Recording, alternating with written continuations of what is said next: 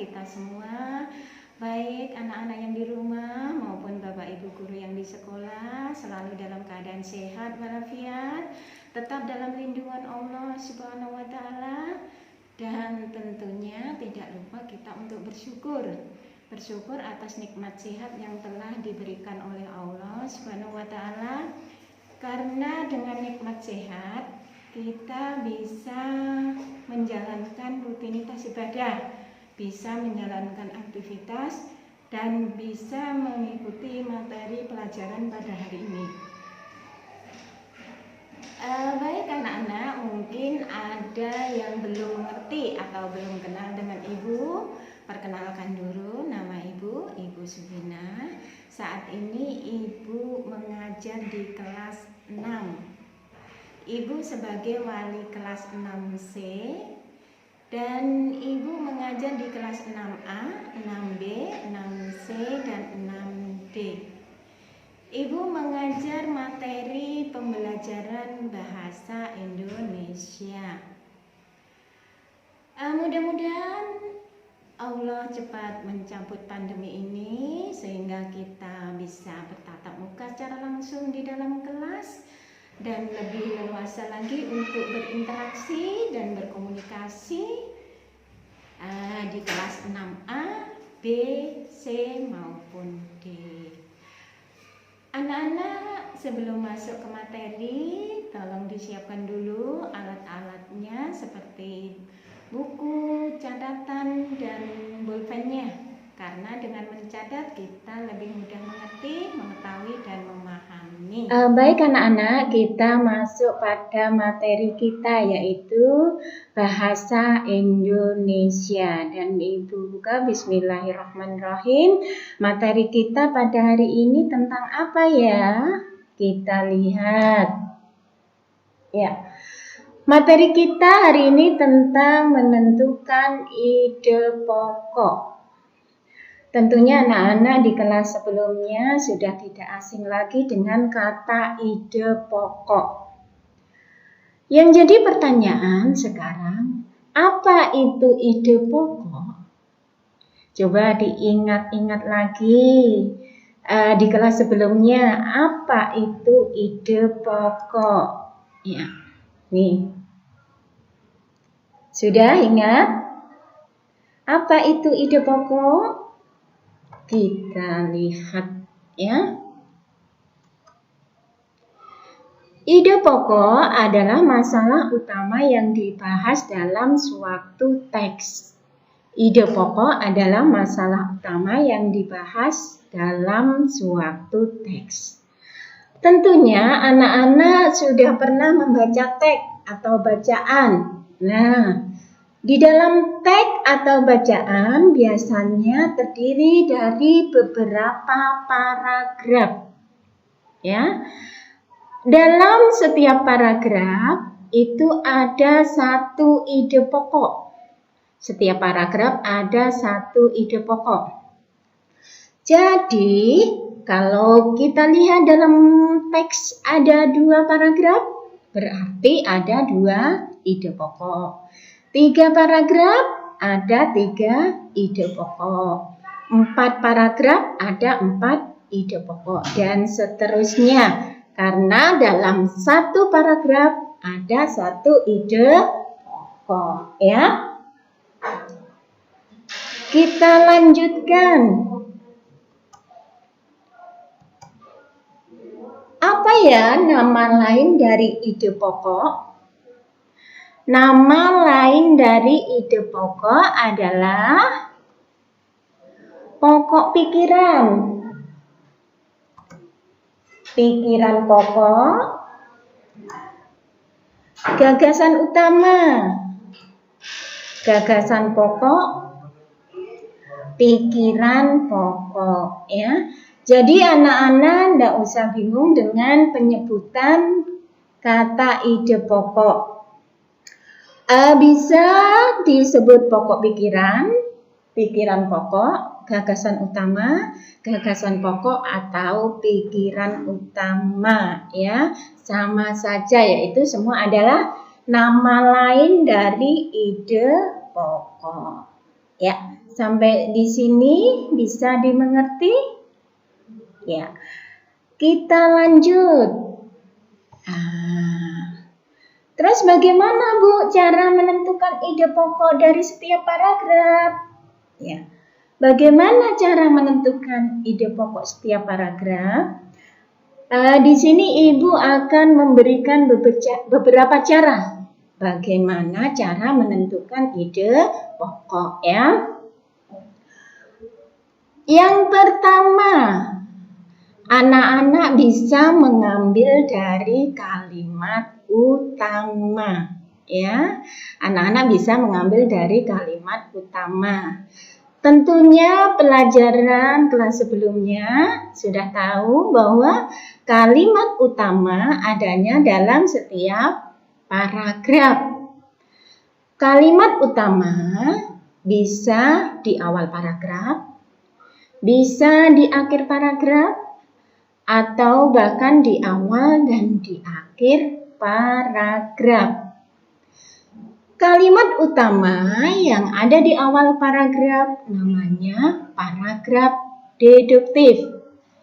Kalimat utama yang di akhir paragraf namanya paragraf induktif. Sedangkan kalimat utama yang berada di awal dan di akhir namanya paragraf campuran. Nah, itu adalah nama paragraf berdasarkan letak kalimat utama. Jadi kalimat utama bisa berada di awal paragraf, di akhir paragraf maupun di awal dan di akhir. Jadi cara menentukan ide pokok, anak-anak bisa mengambil langsung dari kalimat utama yang telah ditemukan dalam paragraf. Itu adalah cara yang pertama, ya. Cara yang kedua, cara yang kedua, anak-anak bisa membalik atau menyimpulkan kalimat utama. Apabila anak-anak sudah menemukan kalimat utama dalam paragraf, tetapi kalimat utama terlalu panjang untuk dijadikan ide pokok, anak-anak bisa menyimpulkan dari kalimat utama atau membalik atau menyimpulkan kalimat utama untuk dijadikan ide pokok. Itu cara yang kedua, ya. Kalau kalimat utamanya terlalu panjang, anak-anak bisa menyimpulkan kalimat utama. Baik, Ibu lanjutkan. Yang ketiga, apabila kalimat utama belum bisa mewakili dari paragraf. Maaf, Ibu ulangin. Kalau kalimat utama belum bisa mewakili ide pokok, anak-anak bisa menyimpulkan isi paragraf. Ya, jadi kita baca dulu, kemudian kita pahami, lalu kita simpulkan isi paragrafnya untuk dijadikan ide pokok. Ya, itulah cara menentukan ide pokok dari setiap paragrafnya. Bisa mengambil dari kalimat utama, bisa membalik atau menyimpulkan kalimat utama, atau yang ketiga bisa menyimpulkan isi paragraf. Ya, itu cara menentukan ide pokok. Lalu bagaimana Bu contohnya dalam setiap paragraf? Nah, di sini untuk lebih mudahnya Ibu kasih contoh ya dalam setiap paragrafnya. Kita mulai dari yang pertama dulu, mengambil dari kalimat utama. Ya.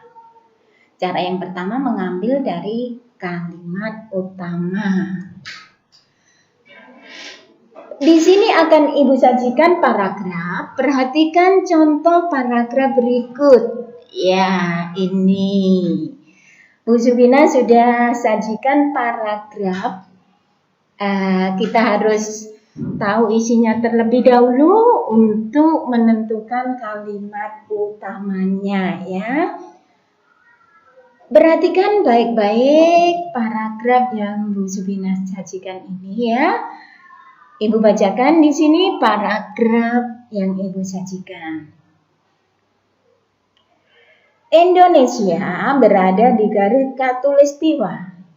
Kondisi tersebut menyebabkan Indonesia beriklim tropis.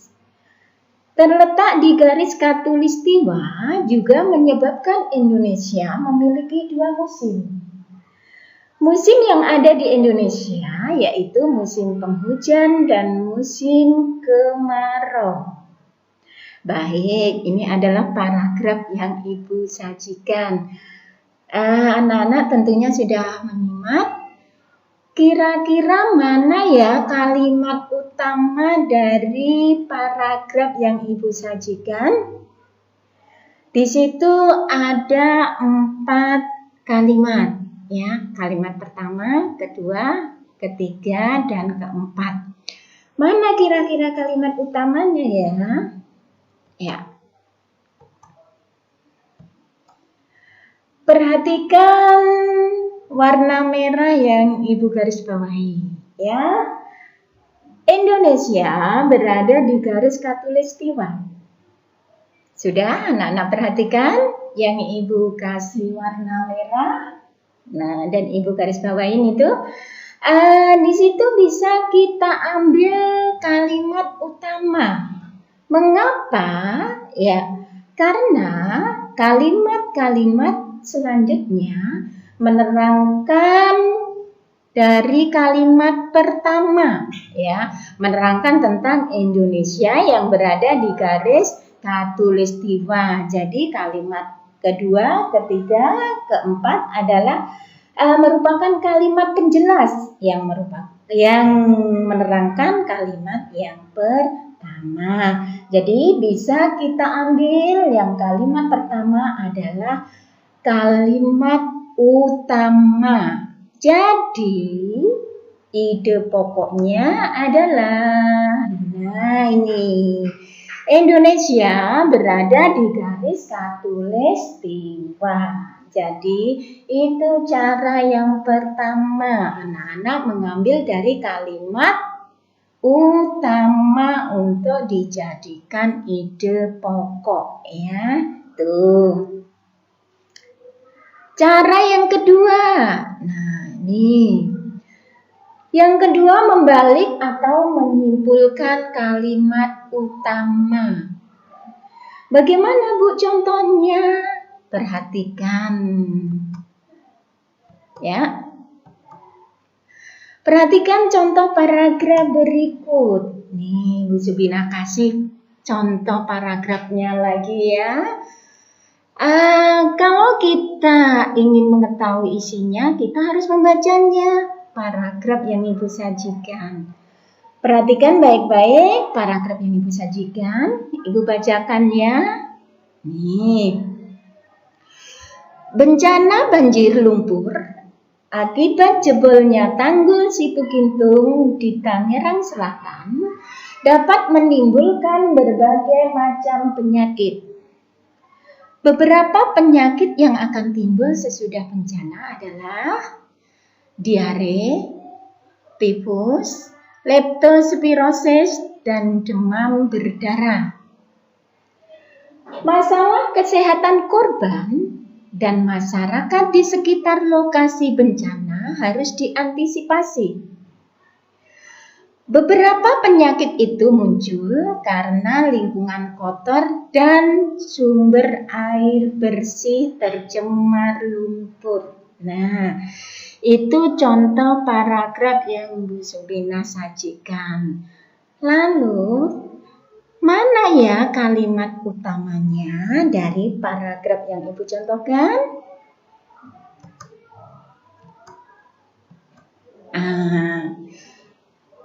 Perhatikan lagi warna merah yang Ibu garis bawahi ya.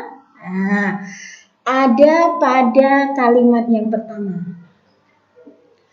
Bencana banjir lumpur akibat jebolnya tanggul Situgintung di Tangerang Selatan dapat menimbulkan berbagai macam penyakit.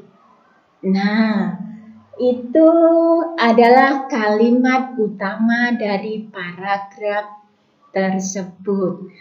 Tetapi, anak-anak ya, kalau kita lihat paragraf dari kalimat utama itu terlalu panjang. Jadi, anak-anak untuk menjadikan ide pokok bisa menyimpulkan paragraf yang ada di kalimat utamanya itu.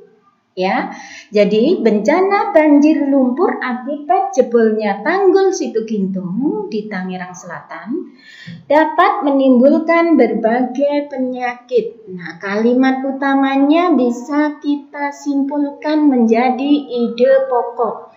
Apa ya Bu kesimpulan dari kalimat utamanya? Nih, ya. Nih, jadi kalimat utama bisa kita simpulkan menjadi ide pokok. Bencana banjir lumpur menimbulkan berbagai penyakit. Tuh, ide pokok yang bisa anak-anak tuliskan. Selain itu, anak-anak bisa juga. Bencana banjir lumpur menyebabkan berbagai penyakit. Kata menimbulkan dan kata menyebabkan termasuk sinonim, jadi anak-anak boleh memakai salah satunya. Boleh memakai bencana banjir lumpur menimbulkan berbagai penyakit, atau juga boleh menyimpulkan menjadi ide pokoknya bencana banjir lumpur menyebabkan berbagai penyakit. Atau juga bisa anak-anak menuliskan ide pokoknya berbagai penyakit yang disebabkan oleh bencana banjir lumpur. Nah, itu adalah cara yang kedua dengan membalik atau menyimpulkan kalimat utama. Tentunya anak-anak harus bisa mencari dulu kalimat utamanya ya. Nih. Selanjutnya kita ambil cara yang ketiga menyimpulkan isi paragraf. Menyimpulkan isi paragraf kita ambil apabila kalimat utama yang ada pada paragraf belum bisa mewakili untuk dijadikan ide pokok. Jadi kita ambil cara yang ketiga dengan menyimpulkan isi paragraf.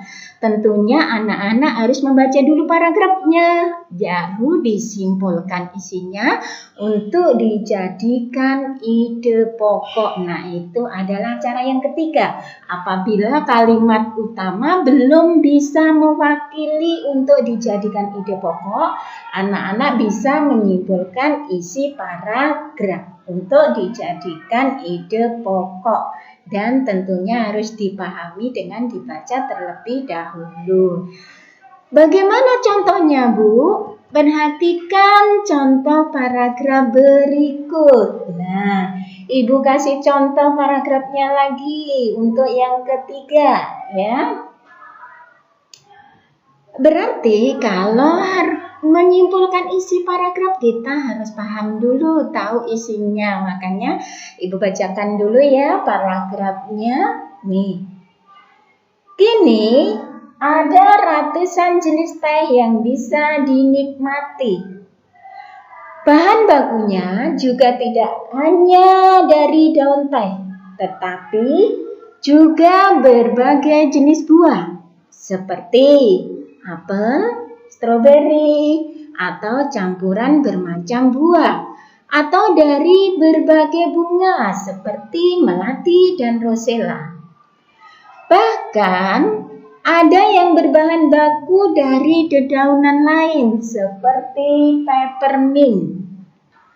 Akan tetapi secara umum ada 3 jenis teh yang dikenal, yaitu teh hitam, teh oolong, dan teh hijau. Nah, kalau kita simak dari paragraf yang Ibu sajikan, kalimat utamanya belum bisa mewakili untuk dijadikan ide pokok.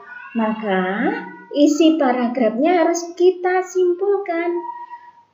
Kesimpulan dari isi paragraf itu nanti kita jadikan menjadi ide pokok. Jadi apa, Bu? Kesimpulan dari paragraf itu, ide pokoknya? Ya, ide pokok yang bisa dituliskan nih, jenis-jenis teh. Ya, jadi dari kesimpulan paragraf tersebut adalah ide pokoknya kita tuliskan apa? Jenis-jenis teh atau macam-macam teh bisa, ya. Baik anak-anak, sampai di sini bisa dimengerti? Baik. Nah, anak-anak bisa merangkum atau menuliskan, meringkasnya di buku catatan. Nanti bisa dikirimkan kepada wali kelasnya masing-masing untuk dilanjutkan ke Bu Subinah ya. Karena dengan mencatat anak-anak lebih mudah mengerti, memahami, dan tentunya lebih paham lagi. Nah, dari Bu Subinah, Ibu akhiri sampai di sini. Kita bertemu lagi di materi selanjutnya. Ibu akhiri, billahi taufik wal hidayah. Wassalamualaikum warahmatullahi wabarakatuh.